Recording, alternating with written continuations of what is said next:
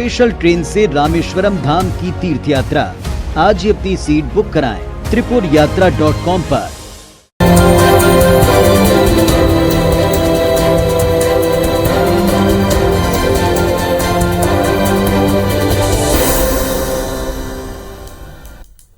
नमस्कार, स्वागत है आप सबका। मैं पुनीत पाठक हूं और आप देख रहे हैं छत्तीसगढ़ की बात। राजधानी रायपुर में आज का दिन सियासी तौर पर काफी गहमा गहमी वाला रहा।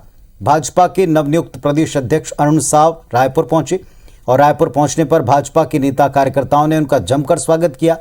कुछ ने तो स्वागत के बहाने निज शक्ति प्रदर्शन भी किया। अरुण साव ने दावा किया कि जो उत्साहित भाजपा कार्यकर्ता हैं, इन्हीं के बूते 2023 में पार्टी सत्ता में फिर लौटेगी। दूसरी तरफ कांग्रेस प्रदेश प्रभारी पीएल पुनिया भी 2 दिवसीय प्रवास पर रायपुर आए और भाजपा के ऊपर तंज कसा। कहा कि वहां अंतर्कलह काफी है, कांग्रेस में बेहतर तालमेल है, यहां अध्यक्ष बदलने जैसी कोई स्थिति नहीं। अब बड़ा सवाल यह कि क्या भाजपा खेमे का दिख रहा मौजूदा उत्साह कांग्रेस पार्टी के लिए मुश्किलें बढ़ाएगा? दोनों पक्षों में किसका तालमेल बेहतर है? कहां का शक्ति प्रदर्शन पार्टी को फेवर करेगा? हर एक पक्ष के ऊपर बातचीत करेंगे दोनों पक्षों के नेताओं के साथ। लेकिन फिलहाल आपको एक रिपोर्ट दिखाते हैं।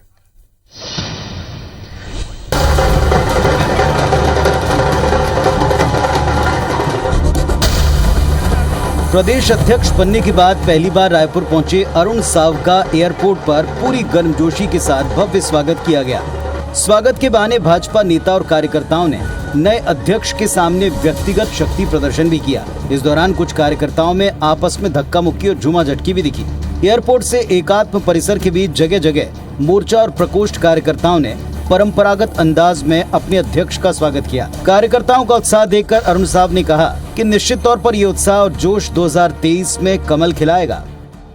भारतीय जनता पार्टी के कार्यकर्ताओं का उत्साह देखते बन रहा है, वह निश्चित रूप से ये उत्साह और जोश 2023 में कमल खिलाएगा। आने वाले समय में 2023 में सरकार सत्ता की परिवर्तन होगी, भारतीय जनता पार्टी का कमल खिलेगा। इधर प्रदेश कांग्रेस प्रभारी पीएल पुनिया भी 2 दिवसीय दौरे पर रायपुर आए। वे कल राजीव भवन में कांग्रेस नेताओं की बैठक लेंगे। 15 अगस्त को रायपुर में होने वाले कांग्रेस की सभा में शामिल होंगे। पुनिया से जब बीजेपी प्रदेश अध्यक्ष बदलने के बाद कांग्रेस में अध्यक्ष के बदले जाने पर सवाल पूछा गया तो उन्होंने तंज कसते हुए कहा कि बीजेपी अंतर कलह से ग्रसित थी, इसीलिए 4 साल में अध्यक्ष बदलना पड़ा। लेकिन कांग्रेस में फिलहाल ऐसी कोई स्थिति नहीं। केवल अध्यक्ष बदलने से कोई काम नहीं चलेगा। जब तक जो संगठन उनका साथ ना दे और 4 साल में 4 अध्यक्ष अगर बदलेंगे तो क्या स्थिति होगी, ये आप अंदाज लगा सकते हैं। भाजपा और कांग्रेस दोनों ही 2023 के हिसाब से पूरी सियासी जमावट में जुट चुके हैं। भाजपा में एग्रेसिव लीडरशिप की मांग उठने के बाद प्रदेश अध्यक्ष को बदला जा चुका है। आज बीजेपी कार्यकर्ताओं का जो जोश दिखा, क्या वो कांग्रेस के लिए चुनौतियां बढ़ाएगा? ये सबसे अहम सवाल है। राजेश मिश्रा, IBC 24, रायपुर। तो भारतीय जनता पार्टी का खेमा आज उत्साहित है क्योंकि प्रदेश इकाई का नेतृत्व एक नए चेहरे, एक नए हाथ में सौंपा गया है, होना भी चाहिए। और जिस तरह का उत्साह और ऊर्जा दिखाई पड़ी, उसी के बूते नए प्रदेश अध्यक्ष कह रहे हैं कि वो यहां आगामी सरकार बनाने जा रहे हैं। लेकिन जब यही सवाल पूछा गया कि क्या इस तरह के किसी परिवर्तन की गुंजाइश कांग्रेस पार्टी में है, तो यहाँ प्रभारी ने कहा यहाँ बेहतर तालमेल है, यहाँ ऐसी कोई अंतर्कलह नहीं, ऐसी कोई स्थिति नहीं। उनका जवाब क्या है, एक बार आपको सुनवाते हैं।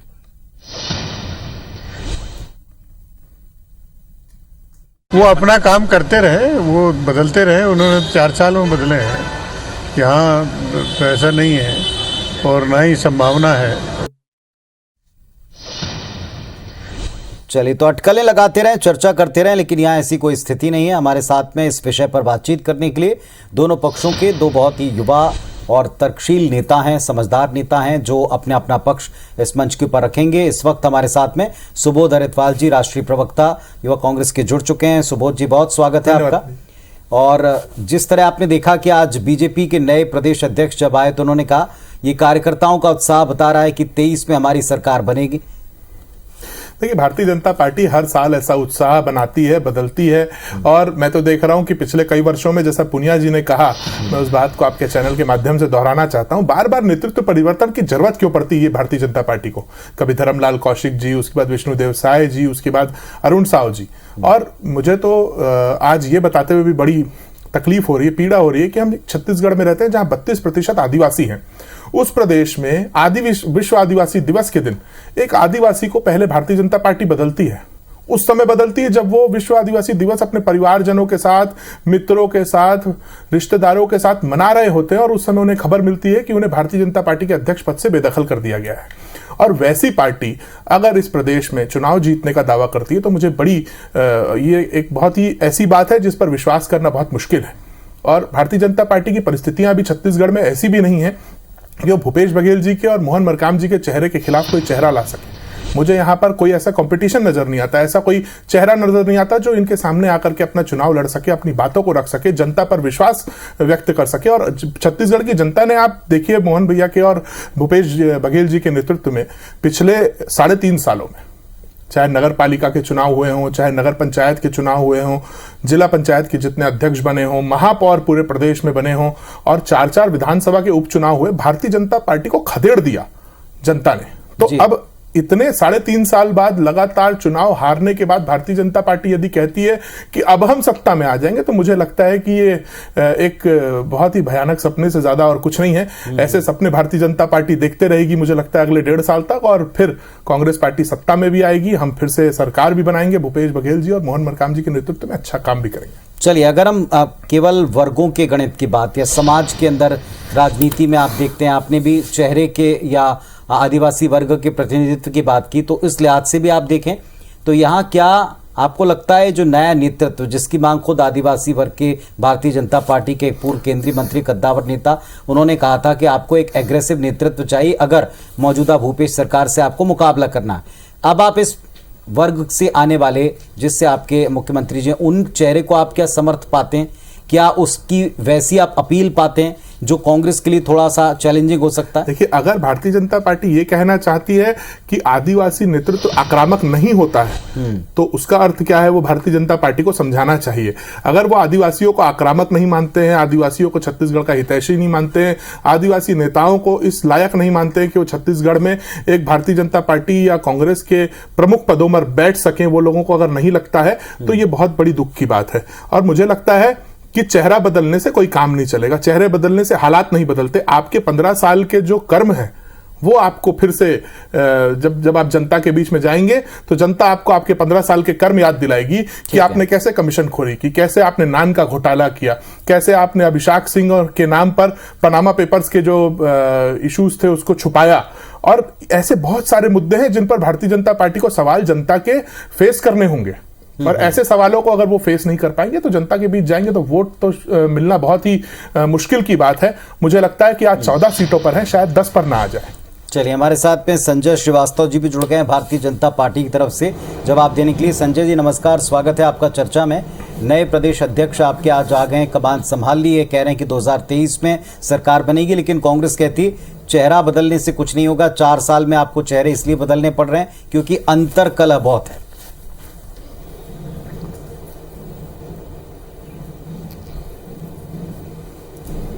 सुन पा रहे हैं आप मुझे संजय जी? देखिए, मुझे अब ऐसा लगने लगा है कि कांग्रेस के नेताओं को जो बयान आता है, मुझे लगता है कि राजनीतिक। हाँ जी, मैं सुन रहा हूँ। मेरी आवाज आ रही है? जी जी आ रही है, आपकी आवाज आ रही है। पुनीत जी?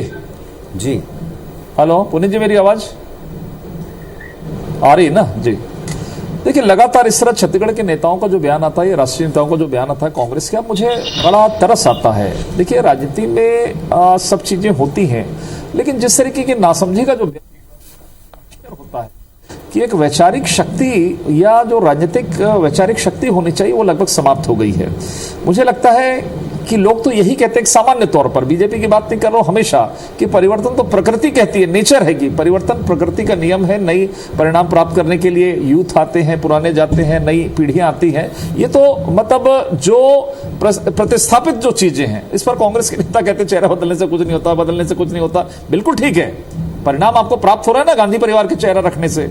आप रखिए, मैं तो आपको शुभकामनाएं देता हूं, 50 साल तक गांधी परिवार का ही चेहरा रखिए, लेकिन अंदर से शायद आप बैठेंगे तो आपको यही लगेगा कि ये चेहरा जो है गांधी परिवार का चेहरा, इसी के कारण कांग्रेस को एक बड़ा नुकसान हो रहा है। देखिए ऐसा है, जहां तक छत्तीसगढ़ का सवाल है, भारतीय जनता पार्टी जो है वो एक ऐसी राजनीतिक पार्टी है जहां पर लगातार इस तरह के परिवर्तन होते रहते हैं, और कोई एक सामान्य कार्यकर्ता भी राष्ट्रीय अध्यक्ष की श्रेणी तक या प्रदेश अध्यक्ष की श्रेणी तक जाता है, यह भारतीय जनता पार्टी में होता है। यह कांग्रेस पार्टी नहीं है कि जो गांधी परिवार ने कह दिया वही रहेगा। जी, परिवर्तन की पृष्ठभूमि क्या अंतर्कलह है, नेताओं की आपसी खींचतान है, जिस पर कांग्रेस ने कटाक्ष किया पूरे देश के अंदर में हो चुकी।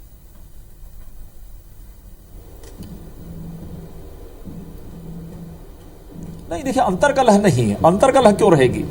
यदि हम विपक्ष में हैं या हमको अपना परफॉर्मेंस ठीक करना है, एक व्यक्ति की यदि हम क्षमता की बात करें, एक टीम की बात करते हैं, यदि टीम किसी कारण से कोई परिणाम नहीं आता, लगता है ऐसा कि नहीं हाँ कुछ नए कार्यकर्ताओं को यदि हम और जिम्मेदारी दे देते हैं, मुझे कहने में कहीं कोई हिचक नहीं है, यदि बेहतर कर सकता है तो मौके तो निश्चित रूप से मिलेंगे। इनके जैसे थोड़ी नहीं कि राहुल गांधी हार गए लेकिन फिर सोनिया और फिर राहुल की तैयारी हो रही है, तो ये तो इतने डरे सहमे बंधे हुए लोग हैं, तो अंतर्कलह की कहीं बात नहीं है। यही पार्टी है, आपको मैं याद दिलाऊंगा कि वर्ष 2000 आपको याद होगा, 2003 बड़े लोकप्रिय मुख्यमंत्री हुआ करते थे स्वर्गीय अजीत जोगी। 2003 में लगभग ये कहा जाता था कि भारतीय जनता पार्टी लगभग समाप्त हो गई है, अब भारतीय जनता पार्टी नहीं आएगी। आपने देखा संयुक्त प्रयास से किसी को मुख्यमंत्री डिक्लेयर नहीं किया, पूरी सामूहिक ताकत के साथ में पार्टी के कार्यकर्ता पार्टी के नेताओं के निर्देश पर लड़े, और आपने फिर ये देखा कि 15 वर्ष तक कांग्रेस को पसीने छूट गए कि भारतीय जनता पार्टी को रिप्लेस करने में। सवाल तो ये कि क्या मौजूदा नेतृत्व में वो सामूहिकता आ पाएगी, वो सारे लोग मिलकर एकजुट होकर लड़ पाएंगे, जैसा आप कह रहे हैं? सुबोध जी, आप पहले तो उत्तर दें इस बात का।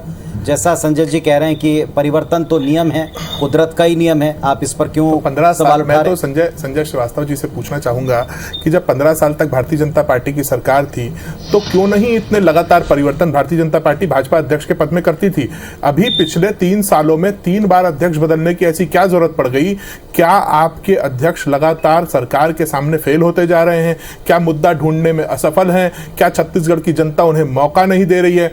क्या महापौर के सारे चुनाव हारना, जिला पंचायत अध्यक्ष के सारे चुनाव हारना, नगर पालिका, नगर पंचायत, 4-4 विधानसभा के उपचुनाव, जिसमें हर चुनाव में भारतीय जनता पार्टी ने दावा किया कि हम जीत करके आएंगे और बुरी तरीके से छत्तीसगढ़ में चुनाव हारी, तो क्या ये सब होने के बाद आप लगातार चेहरे बदलते जाएंगे? तो अभी शायद 1.5 साल और है, मुझे तो उम्मीद है कि एक नया भाजपा अध्यक्ष हमें और देखने को मिलेगा, शायद रमन सिंह जी के गुट से या बृजमोहन अग्रवाल जी के गुट से, अजय चंद्राकर जी के गुट से, धर्मलाल जी के गुट से। एक बहुत बड़ी भारतीय जनता पार्टी अब अलग अलग गुटों में बढ़ती हुई मुझे नजर आ रही है, और मुझे लगता है कि इसी गुटी लड़ाई का जो परिणाम है वो जनता देखते देखते जनता ने इन्हें 14 सीटों पर ला दिया। 15 साल की बात कर रहे थे संजय श्रीवास्तव जी की, 15 साल हमारी सरकार रही, ये रही वो रही, लेकिन आप ये बताइए आपके किसी नेताओं के अंदर में इतनी ताकत है वो कह दे कि राष्ट्रीय अध्यक्ष गांधी परिवार का व्यक्ति नहीं होगा, किसी में हिम्मत नहीं है, किसी के खून में इतनी ताकत नहीं है, ब्लड में इतनी ताकत नहीं है, वो कह दे कि राष्ट्रीय नेतृत्व हमारा फेल है गांधी परिवार के कारण, लेकिन कोई माइकल दूसरा गांधी परिवार के अलावा कोई वहां पर अध्यक्ष बन सकता है क्या? जनता ने खड़ा किया है कि आप परिवार और वंश आधारित पार्टी है, उन चीजों पर एनालिसिस करना ज्यादा जरूरी है, और चेहरा बदलने से यदि हालात बदल जाते हैं तो फिर उस कार्यकर्ता को मौका मिल सकता है। छत्तीसगढ़ का हाल देखें, 2.5 वर्ष के निर्णय होते हैं, वो निर्णय कचरे के डब्बे में चले बाहर निकाल करके वहां पर तैयारी हो गई कि मुख्यमंत्री बदलना है, लेकिन दबाव आ गया, दबाव के बाद वो निर्णय कचरे के डब्बे में चले गए, क्योंकि व्यक्ति सुबोध जी और संजय जी, हम एक मूल प्रश्न के साथ लौटेंगे। संजय जी, एक सीधी सी बात है कि अगर आपको 23 में वापस लौटना है तो आप खुद कह रहे हैं एकजुटता चाहिए, पुरजोर तरीके से आपको अभियानों को आगे ले जाना पड़ेगा। क्या उसमें ये जो नया नेतृत्व है ये काम करेगा, जिस पर कांग्रेस ने बार बार प्रहार करते हुए कहा कि इससे कुछ फर्क नहीं पड़ेगा? निश्चित रूप से पुनीत जी, नई ऊर्जा के साथ में, नई ताकत के साथ में, और सामूहिकता भारतीय जनता पार्टी की पहचान है। और राजनीति में होता है, थोड़ा मनमुटाव होता है, मैं इस बात को स्वीकार करता हूं, लेकिन इस सब चीजों को समाप्त करके देखिए, भारतीय जनता पार्टी तो एक ऐसी पार्टी जिसका आज तक विखंडन नहीं हुआ। राजनीति के क्षेत्र में इतने सालों से, जब से भारतीय जनता पार्टी बनी आज तक विखंडन नहीं हुआ। कांग्रेस तो कई भागों में बढ़ गई, खंडित हो गई। क्या स्थिति है? कांग्रेस धरातल पर आ गई है। तो मुझे लगता है सामूहिकता में ही ताकत होती है, तो सामान्य तौर पर कहा जाता है। और सामूहिकता के साथ में हम 2003 में भी सरकार में आए थे और इस बार भी हम निश्चित तौर पर सामूहिकता के साथ में लड़कर चुनाव के अंदर गए। दरअसल बात यह है सामूहिकता की तस्वीर सरकार, ये भ्रम की सरकार है कांग्रेस। सामूहिकता की तस्वीर में ये भी कहा गया कि कुछ लोगों ने अपना निजी शक्ति प्रदर्शन भी किया। ये भ्रम फैलाने की कोशिश करती है।